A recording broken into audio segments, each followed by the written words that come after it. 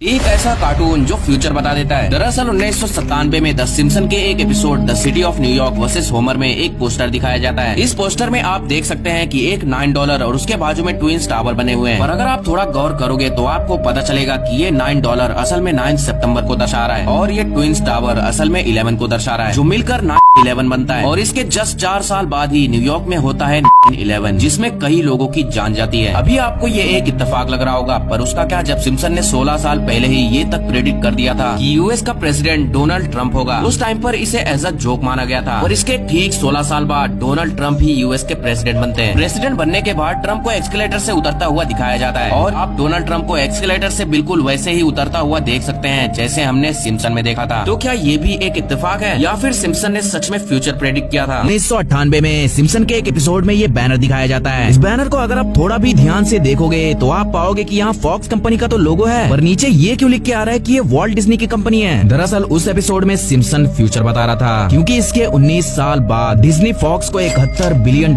में खरीद लेता है। यहाँ तक तो चलो ठीक था, लेकिन 1993 में सिम्पसन के एक एपिसोड मार्ज इन चैंस में ये दिखाया जाता है कि एक फेमस बास्केटबॉल प्लेयर की एक हेलीकॉप्टर दुर्घटना में मौत हो जाती है। पर हैरान कर देने वाली बात तो ये है कि इसके ठीक 27 साल बाद कोबी ब्रायंट के साथ भी सेम ऐसा ही होता है। वो कैलिफोर्निया के पहाड़ों पर एक हेलीकॉप्टर दुर्घटना में मारे जाते हैं। और इससे भी शॉकिंग चीज बताऊं, उस एपिसोड में जिस प्लेयर की हेलीकॉप्टर दुर्घटना में मौत हुई थी उसका भी नाम था कोबी ब्रायंट। अब इसका क्या मतलब हुआ? क्या सच में सिम्पसन के राइटर्स फ्यूचर देख सकते हैं? ऐसे कार्टून्स जिनके पीछे की असली आवाज सुनकर आपके होश उड़ जाएंगे। Number 1, Doraemon. क्या आपने कभी ये सोचा है कि डोरेमोन की इस आवाज के पीछे आखिर किस इंसान का हाथ है? मेरा नाम है डोरेमोन। वेल, डोरेमोन की इस प्यारी सी आवाज के पीछे है सोनल कौशल, जो अभी तक लिटिल सिंघम, डोरेमोन, छोटा भीम और पिकाचू जैसे कैरेक्टर्स को भी आवाज दे चुकी हैं। काश मैं तुम्हारी बाकी की जिंदगी में भी तुम्हारे साथ रह पाता। राजकुमारी वापस आएगी बाबा, और वो सब बच्चे भी आजाद होंगे। Number 2, Oggy and the cockroaches. पहले मुझे लगता था कि ऑगी की आवाज शाहरुख खान, जैक की आवाज सनी पाजी और इस कॉकरोच की आवाज अरशद वारसी देते हैं, लेकिन शायद मैं गलत था, क्योंकि इस कार्टून के पूरे कैरेक्टर्स को सिर्फ एक ही शख्स आवाज देते हैं, जिनका नाम है संजय केनी। नन्हे मुन्ने बच्चे,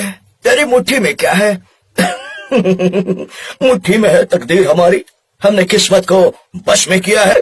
तुम्हारा टेंशन नहीं लेने का, लड्डू आएगा, धमाल मस्ती करने का, बोला तो मत जाना दीवार। फेमस कार्टून्स जो दूसरे देशों में बिल्कुल ही अलग दिखाई देते हैं। Number 1, Doraemon. अगर आप डोरेमोन जापान में देखोगे तो आपको खाने में लोग चॉपस्टिक्स यूज करते हुए दिखाई देंगे, लेकिन वहीं अमेरिका में जहां लोग चॉपस्टिक्स का इस्तेमाल बहुत ही कम करते हैं, वहां अगर आप डोरेमोन देखोगे तो आपको लोग चॉपस्टिक्स की जगह स्पून यूज करते हुए दिखाई देंगे। और जहां जापान में पैसे जापानीज येन में दिखाए जाते हैं, वहीं अमेरिका में डॉलर्स में दिखाए जाते हैं। साथ ही स्टोर नेम्स, एग्जाम पेपर्स और भी बहुत सी चीजों को चेंज किया जाता है। Number 2, monster university. अगर आप इस मूवी को अमेरिका में देखोगे तो इस सीन में आपको इस केक पर कुछ लिखा हुआ दिखाई देगा, जो कि है बी माई पाल। लेकिन वहीं दूसरे देशों के लिए इस कप केक पर बस स्माइली फेसेस बना दिए गए, क्योंकि देश के लैंग्वेज के हिसाब से इस केक पर लिखना बहुत ही मुश्किल भरा काम था। Number 3, cocoa. भाई, ब्राजील में तो इस मूवी के अंदर नहीं बल्कि इस मूवी का पूरा नाम ही चेंज कर दिया गया। दरअसल ब्राजील में कोको का मतलब होता है पूप, इसीलिए मूवी के अंदर जो मामा कोको नाम की एक ग्रैंडमा थी, उनका भी नाम चेंज करके इनेस रख दिया गया।